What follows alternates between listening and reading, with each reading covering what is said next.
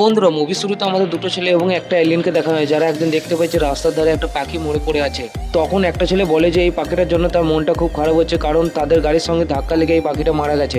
এটা শুনে এলিয়েনটা সে পাখিটাকে তার হাতে করে তোলে এবং তার শক্তি ব্যবহার করে সে পাখিটাকে আবার জীবিত করে দেয়।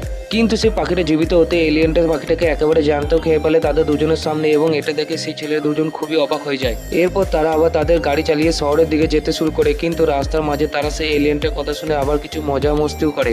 এবং শহরের দিকে যাওয়ার সময় একটা ছেলে তার পেন্টিং করছিল এবং তাকে জিজ্ঞেস করছিল যে সে কোনোদিন কোনো মানুষের প্রাণ বাঁচিয়েছে কিনা। তখন সে এলিয়েনটা তাদেরকে বলে যে সে কোনোদিন কোনো মানুষের প্রাণ বাঁচেনি, কারণ সে মানুষটাকে বাঁচাতে গিয়ে সে হয়তো নিজেরই প্রাণটাকে হারিয়ে ফেলবে।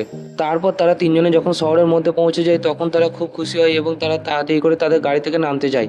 কিন্তু গাড়ি থেকে নামার সময় ছেলেটা দরজা খুলে দেখে যে একটা মেয়ে তাদের দরজার সামনে দাঁড়িয়ে আছে, যেটাকে দেখে সেই এলিয়েনটা আবার অদৃশ্য হয়ে যায়। কারণ সেই ছেলে দুটো কখনোই চাইতো না যে তাদের দুজনের কারণে এই এলিয়েনটার বিষয়ে গোটা দুনিয়া জেনে যাক।